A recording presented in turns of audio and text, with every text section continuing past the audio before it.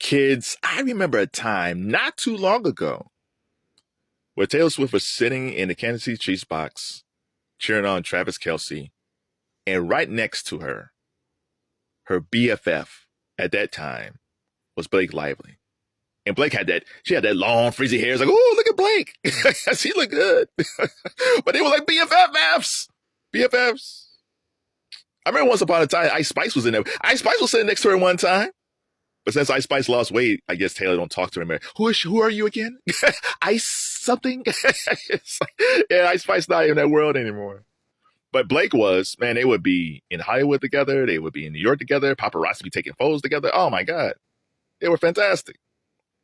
Well, I guess those days are over. so according to TMZ, Taylor Swift feels she was used by Blake Lively in a war with Justin Baldoni, and she resents Blake calling her one of her dragons and leveraging her name. So first of all, the dragons thing, in the story with Blake Lively's lawsuit against Joseph Baldoni, it alleged that Blake Lively has these dragons based off the Game of Thrones Khaleesi, played by the great and lovely Emilia Clarke. Shout out to Emilia Clarke. So Khaleesi had these dragons, and Blake Lively's dragons is her husband Ryan Reynolds and allegedly Taylor Swift. Taylor Swift was like, "Come again? I'm a dragon." What? I'm a Swiftie, not a dragon. So that's the dragons thing. So if you don't know the story, Blake Lively made a film with Justin Baldoni. He started it with her. He directed the movie. The film was based on a book, and the film actually did really well. But then a few months after the film was out, Blake Lively filed a lawsuit, and she alleged that Justin Baldoni sexually harassed her, and he's trying to ruin her reputation. Well, Justin Baldoni's been fighting this thing the whole time, and he actually leaked out footage of him and Blake right before the scene. They were dancing or something, and she seemed very comfortable with him. So he's basically saying that I did not sexually harass her, and I'm not trying to ruin her reputation. But he also said that it's really her and Ryan Reynolds who's trying to ruin him. Ryan Reynolds was kind of like, how did I get in this? Ryan Reynolds was coming off. He got these mint commercials, man. He's coming off Deadpool and Wolverine, like the biggest film of 2024. Life was good for Ryan. Like, plus Ryan is pretty low key. Like, Ryan has always been a low key comical dude. Like, even when he was married to Scarlett Johansson, like, I remember when they got together. It's like, wow, they got together and then they got married and you never heard anything about their marriage. They're like two really good looking people. And it's like the late 2000s and you knew nothing about their marriage. And then Scarlett, when they got divorced, she married another guy and that was low key. Like Scarlett's relationship with Colin Jost is kind of different because she actually talks about her relationship more now than she ever did with Ryan Reynolds, right? So Ryan Reynolds is a pretty low key guy. So now that he's involved in this stuff, it's like, oh my God. And again, if you're Ryan Reynolds, you can't go to your wife saying like, are you sure he sexually harassed you? Because if you say that, the party done. You ain't gonna be messing around with her at all if you question that this dude sexually harassed her or not. But I'm sure now he's like, man, I'm sure he's thinking, I hope this happened how Blake said it happened. Because if not, we're all gonna go down. And it's true. Like, this is probably the biggest thing in Hollywood probably since Johnny Depp, Amber Heard. Like, we had the YSL trial with Young Thug in Atlanta for the past 2 years or so, but the media don't care about Young Thug. It was a fantastic trial, but they didn't care. They didn't care about Thug. And you got the A$AP Rocky trial.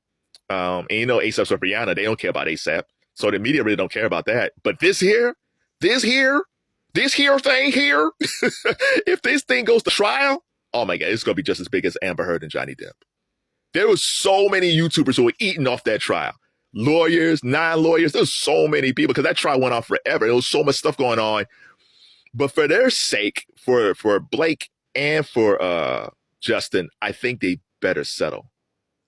This kind of reminds me like when Kendrick and Drake was going at it, and it was going at it pretty hard, where it was starting to really damage each other.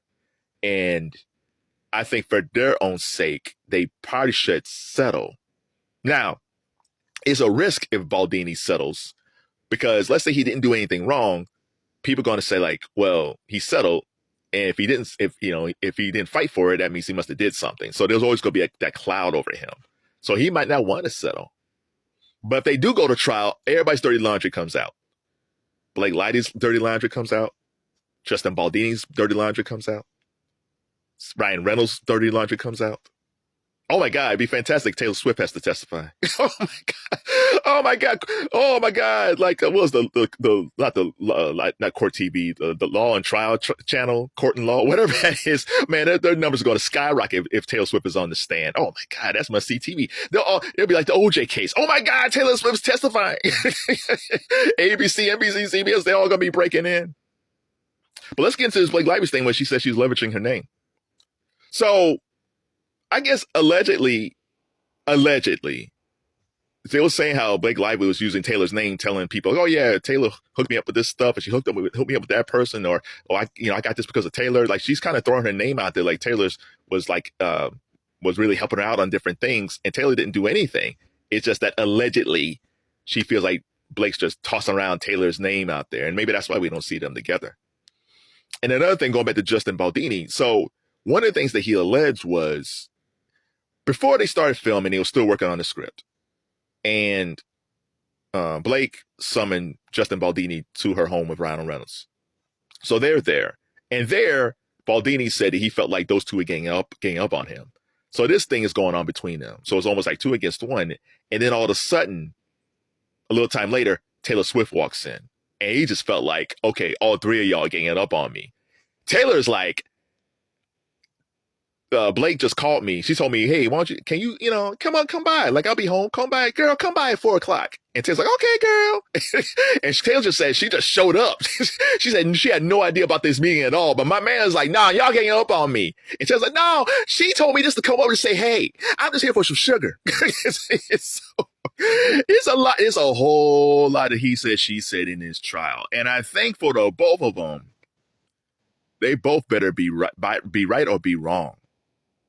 Because for Blake, and again, sexual harassment is horrible, but she got to be sure that this dude actually really did sexual harass her. Because if he didn't and they go to trial, he's going to do everything he can to defame her, to kill her reputation. And if he has more footage of them being quite cozy with each other and her not feeling harassed or anything at all, if you have people that was on the set who didn't notice anything, DPs, grips, makeup people, and they said, "Oh no, she was having a good time," anything that tears holes in that story is not going to be good for her. So she got to be 100% accurate that he's either texted stuff to her, emailed stuff to her, sent her pictures, there's recordings. Like unfortunately, she really has to back up the fact that he sexually harassed her. Because if there's anything that says like they could be skewed, like, well, it didn't seem like if you were that threatened, how can you even say anything before? Which, a lot of women say, hey, I couldn't at the time. But in this case, it's so high profile, she has to make sure that she has evidence or just eyewitnesses who can collaborate what happened to her. For him, it's the same thing. He's leaked out footage of them dancing and seem like they're having a good time with each other. But if there's any more footage, let's say a director, assistant director has extra footage where you see him touching her inappropriately and she gives a face or she winces or she looks kind of weird or she goes off and cries or something like that. Or you see her talking to someone about this, like, he touched me. I didn't like how he touched me. Or if there's one of those intimate coordinators and they said, yeah, I noticed some things that didn't feel right. He better make sure that there's not any witnesses or footage or anything that showed that he did actually sexually harass Blake Lively. So for both ends, because she's saying he did, he's saying she didn't, on both sides, they better make sure that both of them are completely telling the truth, that they can defend themselves. Or it might just come down to he said, she said. And then you got to testify, and everybody's dirty laundry's out there. Blake's dirty laundry, Ryan's dirty laundry, Justin's dirty laundry, even Taylor. Miss Swift, is your name really Taylor Swift, or do you go by another names? Your Honor, I got a hostile witness named Taylor Lamar Jackson Smith. So man, I hope they all settle. But man, from YouTube numbers, oh my God, this is gonna be just as good as Amber Heard and Johnny Depp. So I hope they settle. But from a YouTube, TikTok standpoint, if TikTok is around, the number's gonna be great.